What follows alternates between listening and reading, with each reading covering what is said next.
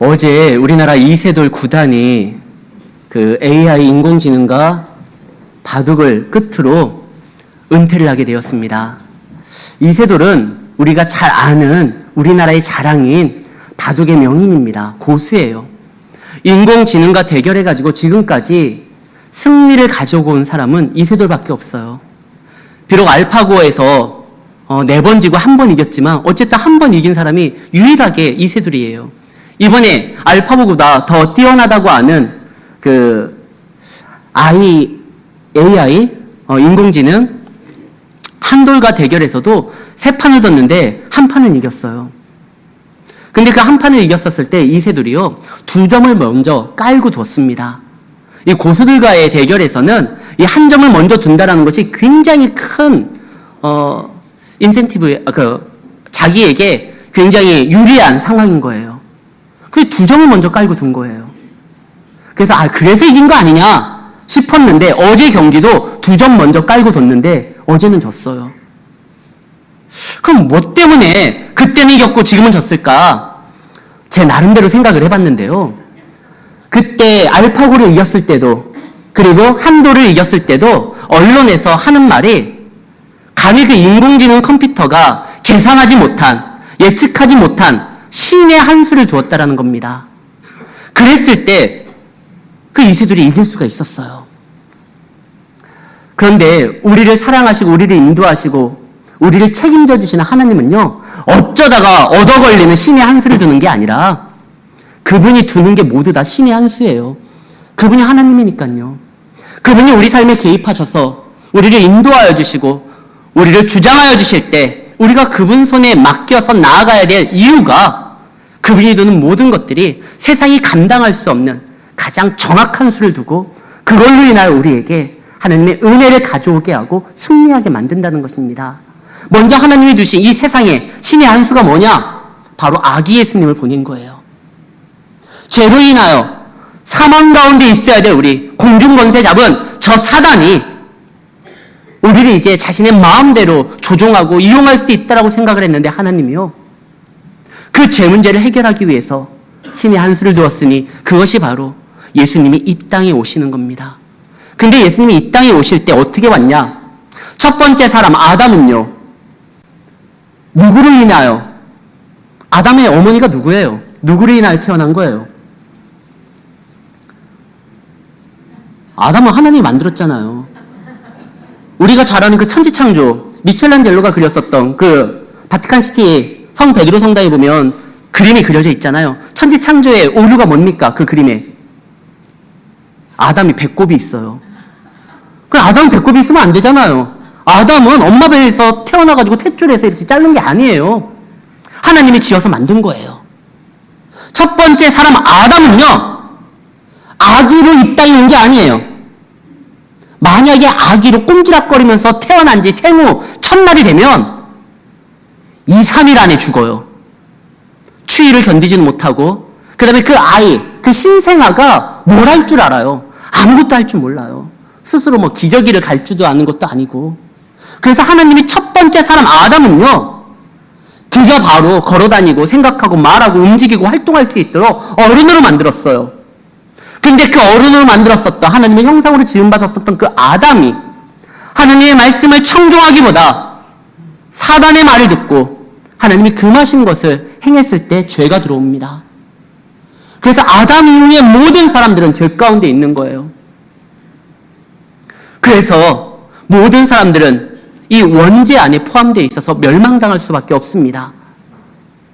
그러나 이 멸망당할 수밖에 없는 우리 인생 가운데 하나님이 이 죄 문제를 해결하기 위해서 대신 이 죄를 감당하기 위해서 참 사람을 하나 보내주셨는데 죄 없는 인간이 없기에 하나님이 직접 사람의 몸으로서 오십니다. 그런데 그 오실 때요, 사람으로서 오셔야 되기 때문에 하나님이 직접 만들면 안 돼요. 이번에는 하나님은 아담을 만든 것처럼 그렇게 만들고 보내면 안 돼요. 왜? 죄를 지은 인간의 죄를 용서해주는 사람으로 오셔야 되기 때문에 그렇게 만들어지면 안 돼요. 그래서 예수님은요, 처녀의 몸에서 태어난 겁니다. 완전한 성인으로 온 것이 아니라 그 뱃속에서부터 꼼지락거리고 태어나서 그 자기 스스로 할 수 없는 그러한 모습을 보이면서 예수님이 자라면서 이제 공생애를 시작할 때 하나님의 말씀을 선포하고 스스로 십자가에 달려 죽으심으로 우리를 구원해 주신 겁니다. 근데 왜 동정녀 탄생이냐? 아까도 이야기했지만 모든 사람들은 아담이 죄를 지었기 때문에 이 원죄 안에 포함되어 있습니다. 그래서 보통 생육법으로 남자와 여자의 사랑의 결과로 태어나는 모든 아이들은요, 이 원죄에 포함이 되는 거예요. 그래서 이 아담의 원죄에 포함되지 않기 위해서 사람으로는 태어나야 되니까 처녀 몸에서 남자와의 관계가 아닌 성령의 잉태함으로 필연적으로 예수님은요, 그래서 처녀 몸에서 태어나야 되는 거예요. 원죄에서도 자유롭고 죄 없는 또 인간으로서 오셔야 되고, 그래서 예수님은 원죄에서 자유로울 뿐만 아니라 죄는 또 하나의 종류가 있습니다. 자범죄입니다. 스스로 짓는 죄죠. 근데 예수님은 항상 하나님의 뜻에 어긋나지 않기 때문에 이 자범죄에서도 벗어날 수가 있었습니다. 그래서 죄 없는 인간으로 우리를 대신하여 십자가에 달리신 거죠. 근데 어찌됐든 필연적으로 죄 없는 하나님이 인간으로 태어나시기 위해서는 여자의 몸에서 나는 거예요. 대신 누군가가 이 일을 감당해야 되는 거예요. 이 일을 감당하는데 아무에게나 하나님께서 이 일을 감당하게 하지 않습니다. 그 가끔가다 신방을 가다 보면은요, 우리 어머님, 그 윗세대 분들을 이렇게 신방할 때 만나보면은요, 기본적으로 자녀가 7이에요. 뭐 8 낳으신 분도 계시고, 목사님 애 낳는 게 뭐 그렇게 어렵지 않습니다. 근데 지금 이건 처녀가 낳는 거예요. 이건 어려운 거예요. 그리고 그때 당시에 처녀가 아이를 낳는다는 걸 보도 듣도 못했어요. 분명히 동네에 처녀가 임신을 했으면 그건 분명히 뭔가 있는 거예요. 정혼하지 않은 여자가 임신을 했다? 이때 당시엔 그것은 곧 돌에 맞아 죽는 겁니다. 그래서 이것을 믿음으로써 받아들일 수 있는 준비가 된 사람만이 이 일을 할 수가 있어요. 근데 이때 당시에 그것을 누가 감당할 수 있느냐? 마리아였습니다. 사실 믿음이 좋은데요, 성경에 보면 임신하지 못한 이들이 덜어 나옵니다. 사사기에서 마지막 사사는 삼손이지만 실제로 마지막 사사는 삼손 다음에요. 사사기 다음에 등장하는 사무엘, 그 사무엘서를 기록한 사무엘이 마지막 사사예요. 굉장히 위대한 인물입니다. 그 사무엘의 어머니 한나가요, 임신을 못했어요. 그걸로 인하여 얼마나 마음의 아픔이 있었는지, 아이를 갖지 못하는 거에 대한 그 슬픔이 있었는지, 한나가요, 하나님 앞에 나와서 기도할 때 얼면서 흐느끼면서 기도했는지 제사장이 봐도 뭐 술 취한 여자인 것처럼 착각할 정도로 이 한나는요, 그거에 대해서 굉장히 마음이 아팠어요. 믿음은 좋았는데. 그 다음에 또 누구냐, 삼손의 어머니 마누아의 처, 그도 믿음이 좋았는데 아이를 낳지 못했어요. 또 등장하는 인물이 바로 우리가 지난주에 보았었던 엘리사벳, 사가랴의 아내입니다. 그도 믿음이 좋았어요. 제사장의 아내로서 성경에 보면은요, 경건했다고 되어 있고 의로웠다라고 되어 있습니다. 그런데 그가 임신을 하지 못하는 거예요. 남들은 잘만 낳는데 하나님께서 그 믿음 좋은 사람에게 그러한 아픔을 주는 거는요, 사람들로 하여금 지금 하나님의 마음이, 너희들을 바라보고 있는 하나님의 시선이 어떠한 건지를 이렇게 상징적으로 보여주는 겁니다. 너희들 딱 진단을 해보니까, 청진기를 대보니까 결과가 나왔는데 너희들이 생산하지를 못한다. 하나님 나라를, 하나님의 의를 나타내지 못하니까, 너희들이 지금 불임 상태니까 어떻게 해야 되겠느냐, 이것을 보여주는 거예요. 때로는 하나님께서 믿음 좋은 이들에게 그 시대의 상황을 하나님의 마음으로 알려주기 위해서 때로는 상징적인 일을 행하실 때가 있습니다. 에스겔은요, 예루살렘이 포위당하고 이제 멸망당할 것을 알리기 위해서 스스로 자기 머리를 밉니다. 예레미야는요, 이스라엘의 타락을 보여주기 위해서 배로 만든 허리띠를 유브라데 강가 바위틈에다 집어넣었다가 그것이 썩은 다음에 그걸 가지고 상징적인 것을 보이면서 이스라엘에게 하나님의 말씀을 선포합니다. 호세아는요, 이스라엘 백성들이 하나님을 떠나서 불륜을 저지르고 있다는 걸 보여주기 위해서 가장 그 시대에 누구나 알 수 있는 은탕한 여인 고멜과 결혼해서 그 여인이 낳은 아이가 호세와 상관없는 아이라고 해서 너희들이 생산하는 모든 것들 나하고 상관이 없다. 너희들은 이미 내 백성이 아니다. 이렇게 하나님께서 그런 상징적인 것을 보다 충격적인 사건이 아니면 그들이 깨닫지를 못하니까요. 그걸 보여줄 때가 있어요. 이제 이스라엘도요. 이 땅에 죄가 얼마나 광영했는지 처녀가 애 낳을 정도가 아니면 사람들이 관심을 두지 않으니까 너희들이 지금 큰 문제가 있다는 걸 알려주기 위해서 이미 이사야서 한참 전에요. 예수님이 태어나기 훨씬 전에 이사야를 통해서 보라 처녀가 잉태하여 아이를 낳을 것이니 그 이름을 임마누엘이라 하라. 하나님이 너희들이 생산치 못하지만 놀라운 역사를 보여주어서 너희들 가운데 소망이 없기에 처녀가 잉태하여 하나님이 태어남으로 인하여 너희를 구원할 것이다. 이 얘기를 해준 거예요. 근데 그 날이 이제 때가 참에 마리아로 인하여 실현될 때가 왔습니다. 아이 낳는 거, 그래요. 정상적인 부부가 아이를 낳는 거, 그럴 수 있어요. 그러나 지금 마리아가 아이를 낳는 거는 있을 수가 없어요. 아까 말씀드렸었던 믿음이 좋았었던 한나나 마노아의 처나 엘리사벳도 나이가 좀 들었지만 그래도 남편이 있어요. 아직 살아있어요. 멀쩡하게 일들을 감당하고 있어요. 때가 차면 하나님께서 이제 늙은 그 몸에 아이를 주셨지만요. 마리아는요. 아예 남자가 없어요. 물론 정원한 요셉이라는 그 청년이 있었지만 정원을 약속한 거지 아직 그들이 결혼을 해가지고 사랑을 나누지는 않았어요. 근데 그 아이가 이제 처녀의 몸에서 나온다고 하는데 네가 당첨됐으니까 너의 몸에서 이제 예수님이 하나님이 나올 거야. 근데 이것을 받아들이기가 쉽지가 않아요. 내가 아이를 임신했는데 성령의 역사로 인하여 아이를 품었는데 이 아이가 예언된 그 아이인데 실제로 이스라엘 사람들은요. 성경을 알기에 이사야서의 이 예언을 항상 마음에 품었어요. 근데 그것이 나에게 주어진다고 했었을 때 보통 사람들은 이런 반응이 안 나와요. 왜 납니까? 왜 하필이면 그게 나예요? 만약에 제가 임신을 했는데 하나님과 나와 둘은 아는 사이인데 다른 사람들은 이 사실을 모르잖아요. 내가 무슨 유부남을 꼬셨는지 아니면 다른 사람과 눈 맞았는지 나와 정혼한 요셉은 난 그런 적이 없는데 마리아가 임신했다라고 하면 나는 요셉에게 버림받고 파혼되고 돌에 맞아 죽을 텐데 차라리 나 혼자 집에 있을 때 가브리엘 천사가 나타나지 말고 저 백운광장이나 저 광주역 광장이나 푸른 길에 사람들 많을 때 나타나가지고 처녀요 네가 은혜를 받았다. 너에게서 아이를 낳을까 이렇게 공개적으로 얘기해주면 좀 괜찮겠는데 하필이면 아무도 없을 때 자기 혼자 있는데 천사가 나타나서 은혜를 받은 자요 네가 아이를 낳을 것이다. 이 얘기를 하면은 이거 어떻게 증명합니까? 동네에요. 그런 아줌마들 있잖아요. 결혼하면 그거 날짜 계산하는 분들이 있어요. 아이를 낳는데 날짜가 안 맞네. 그거 기가 막히게 계산하시는 분들이 있어요. 만약에 마리아가 임신을 했는데 저거 봐라. 요새까지 잠자리를 들지 않았는데 배가 불러오네. 큰일 나는 거예요. 이거는 은혜 받은 게 아니에요. 자칫 생명을 잃을 수가 있어요. 가장 사랑하는 그 가족에게도 버림받을 수 있고 결혼을 약속한 요셉에게도 버림받을 수 있는 상황인데 근데 가브리엘 천사는 이렇게 말합니다. 은혜 받은 자야.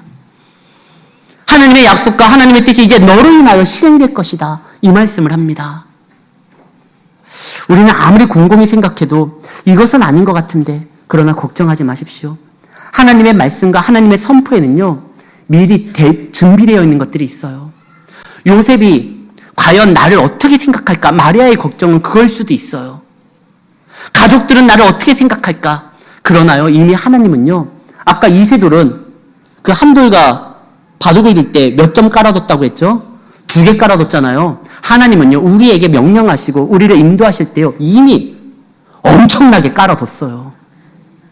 지금 마리아가 임신하는 게 앞서서 그 예수님의 길을 예비하는 세례 요한의 어머니 엘리사벳이 임신하게 했고 그의 아버지, 그 세례 요한의 아버지 사가랴에게 나타나셔가지고 그 길을 인도할 자녀가 태어날 것이다. 미리 그쪽에다 다 얘기해놨어요. 뿐만 아니라 지금 가장 걱정되는 게 그거잖아요. 파혼당할까봐. 요셉이 나를 어떻게 생각하? 요셉에게로 갔어요. 이미 요셉의 귀에 들려요. 임신했다는데. 그래서 요셉이 어떻게 하죠? 조용히 그것을 끊고자 했어요. 그냥 없었던 일로 하려고 했어요. 요셉의 귀에 들렸다는 건 벌써 동네 소문 다 났어요. 이 남자들 귀에 들렸다는 건 이미 여자들 소리에 다 난 거예요. 그러니까 지금 동네에서 난리 났고 쑥덕거리고 저걸 어떻게 하냐. 심중을 가는데 보니까 저거 임신할 것 같은데 마리아가 왠지 음식을 가리고 족발을 좋아하고 안 그랬더니가 분명히 저거 임신한 건데 좀 더 기다려보자. 배가 더 나오면 저거 확실한 거다. 하고 있는 중에 요셉이 들렸을 때 뭔가 이상한데 그래서 요셉도요 적당히 끊으려고 했어요. 근데요 하나님께서 마리아의 걱정을 걱정되지 아니하도록 근심되지 아니하도록 요셉에게 직접 나타나셔서 말씀을 합니다. 너와 정혼한 마리아를 데려오는 것을 두려워하지 말아라. 이는 하나님의 뜻이 그에게서 이루어지려고 하나님께서 은혜를 주신 결과인 것이다. 하나님은요 우리에게 명령을 하셨을 때 우리만 상대하시는 분이 아니에요. 그분은 온 인류의 하나님이십니다. 온 우주의 하나님이십니다. 그분의 뜻이 아니면 참새 한 마리도 공중에서 떨어지질 않아요. 그분의 명령 하나 아니면 그 어느 것도 움직이는 것이 없어요. 그 하나님이 우리에게 말씀하실 때 우리가 알고 이 길이 나아갈 수 있도록 벌써 수많은 작업들을 하시고 그것들을 이루시고 계시는 것입니다. 이사야서 9장 7절입니다. 여기 화면에 나와 있죠. 우리 같이 읽겠습니다. 그 정사와 평강의 더함이 무궁하며 또 다윗의 왕자와 그의 나라에 군림하여 그 나라를 굳게 세우고 지금 이후로 영원히 정의와 공의로 그것을 보존하실 것이라. 만군의 여호와의 열심히 이를 이루시리라. 이 말씀이요 지금 아기 예수님의 탄생에 대해서 이미 구약에서 이사야를 통해서 하신 말씀입니다.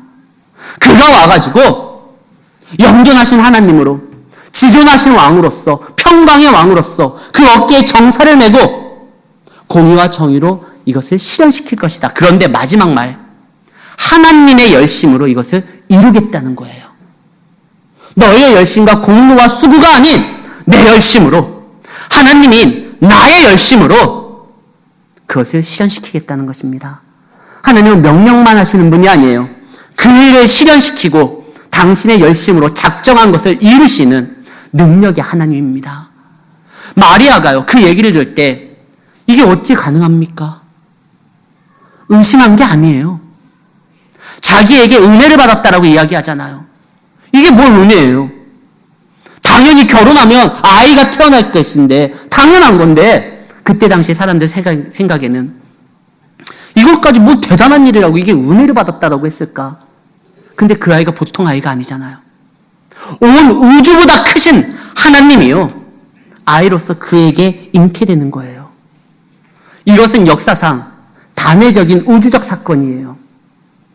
반복되는 그런 내용들이 아니에요. 오직 구주로 나실 예수님에게만 일어날 사건인데 그것이 마리아에게 허용된 겁니다.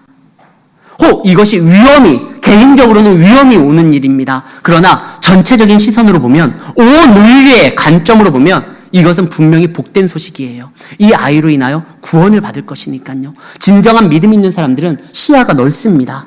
나만 생각하면 이건 은혜가 아니에요. 내가 생각하는 은혜는 이런 게 아니에요.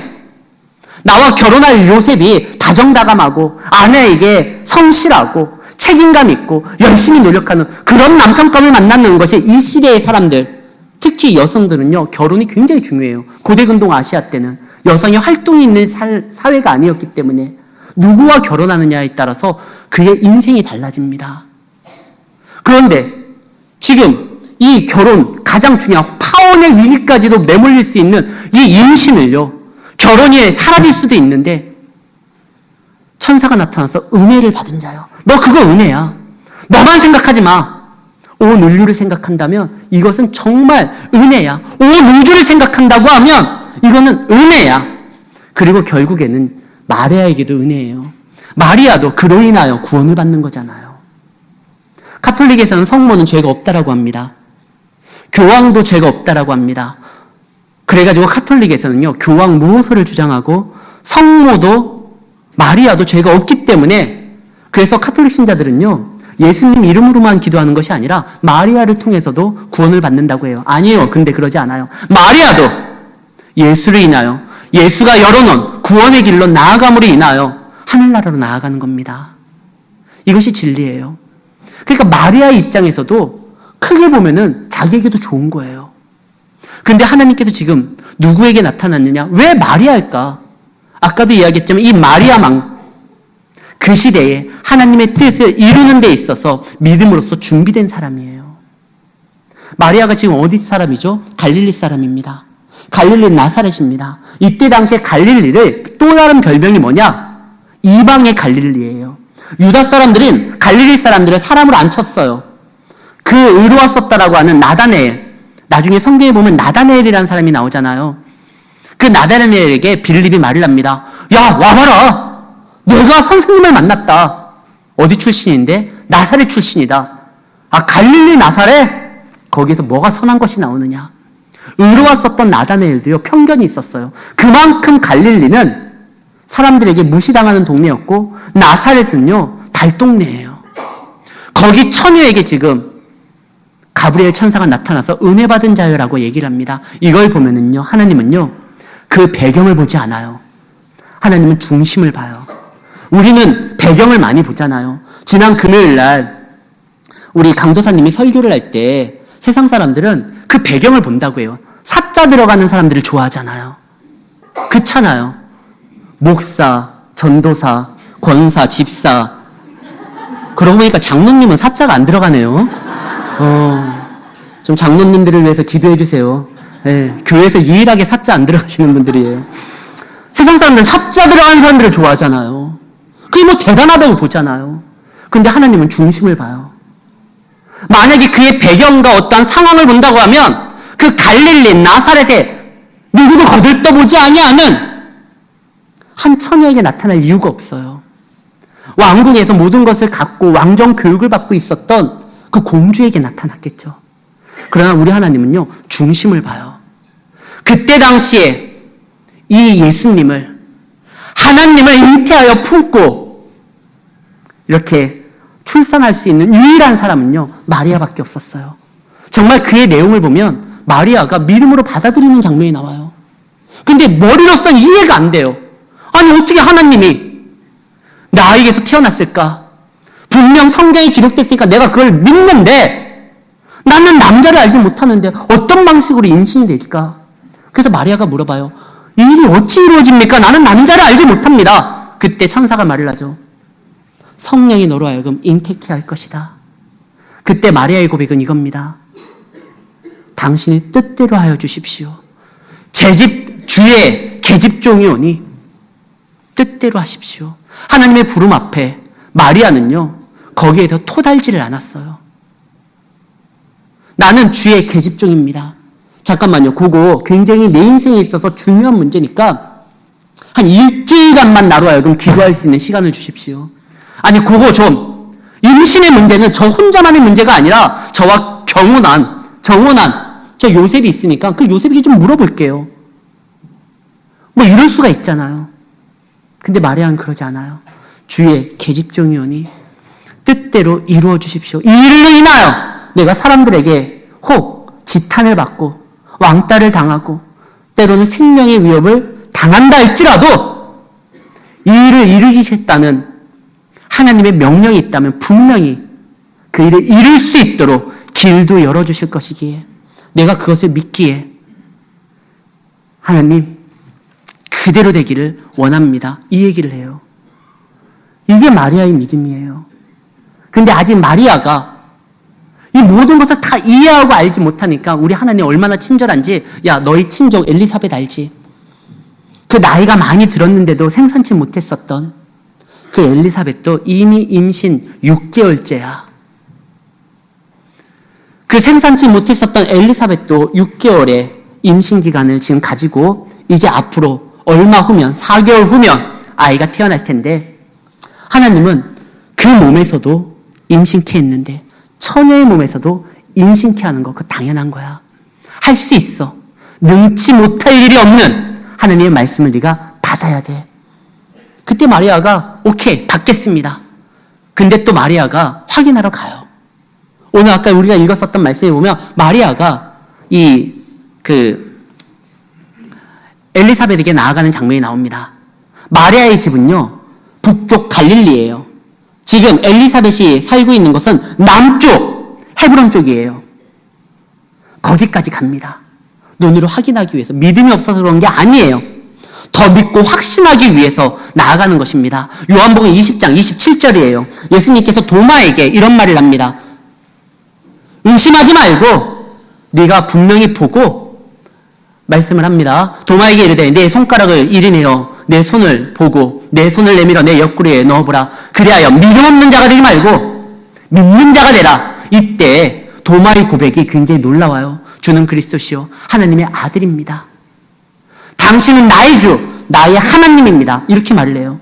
그 말이 곧 그 뜻이에요. 당신은 나의 주, 나의 하나님입니다. 당신은 정말 하나님의 아들이고 그리스도이십니다. 도마는요, 믿음이 없었어요. 하나님의 말씀에 대해서 확신이 없었어요. 그때 예수님이 야, 믿고 확인해보고 믿음 있는 자가 되라. 근데 마리아는요, 마리아는 믿음이 있어요. 믿음이 있는 가운데서도 근데 하나님의 말씀에 대해서 또 자기가 확인해보고 싶은 거예요. 확인하려고 한 건 믿음 없는 행동들이 아닙니다. 모세나 기드온도요, 하나님께서 명령하실 때 그것에 대해서 더 확신을 갖기 위해서 자기에게 증표를 보여달라고 말을 해요. 그때 하나님께서 모세와 기드온에게 친절하게 증표를 보여주는 장면이 나와요. 그것이 믿음 없고 불신앙적인 모습이 아니기 때문에 그런 겁니다. 우리가 하나님을 믿는다고 해요. 그러나 때로는 그 더 확신 가운데 나아가려고 합니다. 그럴 때 믿음을 보여달라고 기도하는 건 결코 나쁜 게 아니에요. 마리아가 달려갑니다. 엘리사벳에게 가니까 엘리사벳이 말을 합니다. 내 태중에 있는 이 아이가 내 주의 주님의 오심을 바라보고 어머니를 오는 걸 바라보고 태중에서 막 뛰고 있다. 그러면서 엘리사벳도 성령 충만했다라는 말이 나와요. 사실 그동안 400년 동안 말라기에서부터 세례 요한의 등장까지는요, 성령 충만한다라는 그 말이 사라졌었던 시대였습니다. 그러나 세례 요한이 예수님의 길을 예비하기 위해서 작정되고 올 때서부터 성령 충만한 단어가 다시 등장하게 돼요. 그로 인하여 그의 어머니도 성령 충만한 가운데 이런 고백을 합니다. 여기에서 성령 충만한 가운데 고백했다라는 것은 그의 생각이 아니라 하나님이 그의 입을 통해서 말을 하는 것인데 무엇라 말을 하느냐? 아까 우리가 읽었었던 마지막 구절입니다. 주께서 하신 말씀이 반드시 이루어지리라고 믿은 그 여자에게 복이 있도다. 하나님의 말씀은 반드시 이루어질 말이다. 그 길을 나아가는 데 있어서 믿음으로 나아가는 사람들에게는요, 분명히 길이 열려요. 지금 현실은 한계가 있고 아픔이 있고 어려움이 있지만 우리는 어려움이 있을 때 포기하는 경우가 많습니다. 그러나 믿는 사람들의 자세는 포기하는 게 아니에요. 나에게 주신 말씀이 있고 내가 붙들 하나님의 은혜가 있고 내가 가야 될 하나님의 길이 있다고 하면 현실은요, 분명히 내 생각으로 내 계산으로는 내가 아무리 주판을 두드려도 답이 안 나오지만 하나님이 길을 열어주실 것이고 걸어가야 될 길을 밝혀주실 것이라는 것을 믿으시기를 바랍니다. 처녀가 임신했는데 돌에 맞아 죽지를 않아요. 처녀가 임신을 했는데 그와 정혼한 요셉이 파혼하지를 않아요. 하나님께서 이루시겠다고 하면 당신의 열심으로 이 일이 반드시 실행될 때까지 하나님은 지켜줍니다. 길이 안 보였다? 내가 생각하면 길이 안 보이죠. 그러나 하나님이 이미 깔아둔 수많은 포석들이 있어요. 우리가 그 길로 나갈 때 하나님께서 우리의 삶을 윤택하게 하기 위해서, 형통하게 하기 위해서, 바르게 인도하시기 위해서 수많이 깔아두신 그 은혜의 예비됨을 우리는 경험할 수가 있는 겁니다. 믿음으로 나아가는 자들이 경험하는 거예요. 요셉이 이때, 마리아가 이때 거절했다고 하면 그가 받게 될 많은 은혜들을 위하여 깔아뒀었던 것들을 그는 알아차리지 못했을 겁니다.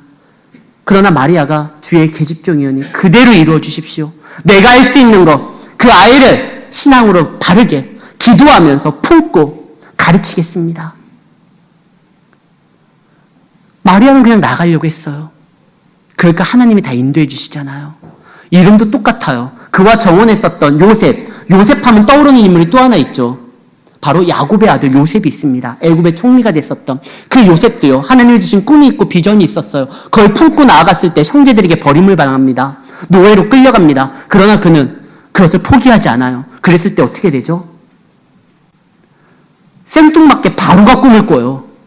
그리고 바로가 꿈을 꿨는데 그 꿈에 대해서 해석을 할 사람이 요셉이라는 것을 예전에 감옥 동기였었던 술 맡은 관원장이 그걸 기억하고 바로에게 얘기를 해줍니다. 꿈을 갖고 나아가는 자, 하나님의 인도함 따라 나아가는 자에게는 하나님께서 분명히 길을 열어주셔요. 생각지도 못했던 사람들을 사용하시면서까지도 하나님이 역사하십니다. 요셉이요. 요셉이 이 순진하고 이 말 많지 않고 적극적이지. 내가 보면 요셉은 적극적인 사람이 아닌 것 같아요. 성경에 보면은.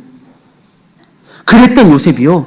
갑자기 단호하게 결단을 내립니다. 그래, 내 아내 될 마리아는 부정한 여자가 아니야. 하나님의 은혜를 받음으로 인하여 나타난 어떠한 결과로서 그가 임신한 거니까.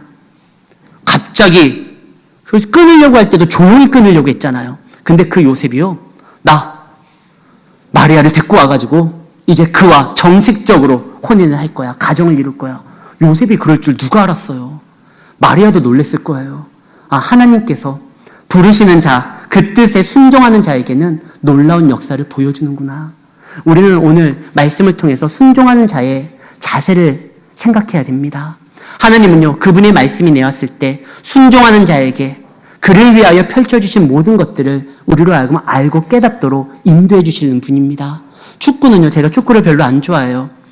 근데 지금 우리나라에서 축구를 가장 잘하는 팀, 지금도 그런가요? 전북 현대가 지금 잘하죠. 전북 현대가 잘하는데 그 현대가 잘할 수 있도록 그 밑그림을 깔아놓은 감독이 하나 있습니다. 최강희. 그 사람의 별명이 뭐냐면 닭공이에요. 닥치고 공격이에요. 우리 신앙인들은요, 닭순이에요. 닥치고 순종하는 거예요. 지금 마리아가 어떻게 되죠? 말씀을 들었는데 막 계산하지를 않아요. 주의 말씀이니까 내가 그거 따르겠습니다. 그랬을 때 모든 것들이 이루어지잖아요. 그 마리아의 순종이요, 온 인류의 구원을 가지고 오는 예수님의 탄생을 이루게 됩니다. 그것이 하나님의 열심으로서 가능한 일이고, 마리아의 순종이 더해졌을 때 그는요, 하나님이 마리아 순종 아니어도 이 일을 이룰 거예요. 그분의 열심으로. 그러나 순종했었을 때 그는 은혜 받은 자로서 그 하나님의 기쁨에 같이 동참하고 참여하는 거 아닙니까? 우리도 그래요. 하나님 우리를 부르시는 거 우리를 곤란하게 만들려고 하는 것이 아닙니다. 우리를 위험에 내몰기 위해서 우리를 부르신 거 아니에요. 우리에게 은혜 주시기 위함이에요. 그래서 천사의 말이 뭐죠? 은혜를 받은 자요. 내가 무슨 은혜를 받았어요?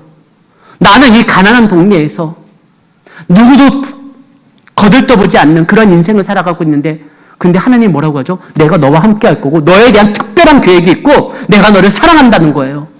이 말이 그의 인생을 바꿉니다. 우리도 그래요. 우리도 우리와 함께 하시는 하나님이 계십니다. 우리에 대한 특별한 그분의 계획이 있다고 합니다. 우리를 인도하여 하나님의 나라를 이루시겠다고 합니다. 그 말이 우리의 삶을 바꾼 겁니다. 그 말에 그냥 듣기 좋은 말로 끝나지 말고 그 말에 당신들의 인생을, 우리들의 인생을 거시기 바랍니다. 하나님이 분명히 책임져 주시고 은혜로서 이끌어 주시는 그 경험을 누리면서 살아갈 것을 저는 확신하기에 이것을 감히 여러분들에게 선포합니다. 하나님의 말씀대로 순종하는 자, 그는 은혜 받은 자요. 하나님의 놀라운 은혜를 사모하면서 승리할 것을 알기에 그런 인생을 살아갈 것을 예수의 이름으로 축원합니다. 하나님 아버지 감사합니다.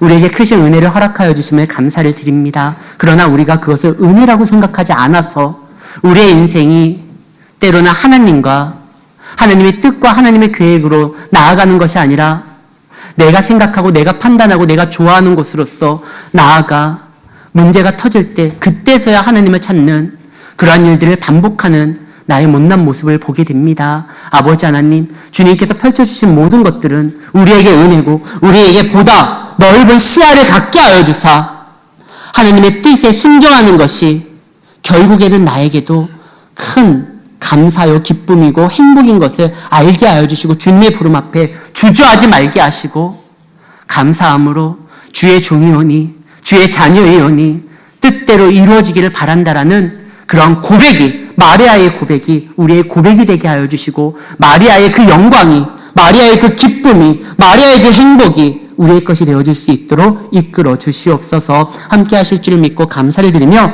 사랑이신 예수님 이름으로 기도드립니다. 아멘. 찬송가 120장 찬양 드리면서 하나님 앞에 봉헌하는 시간을 갖겠습니다.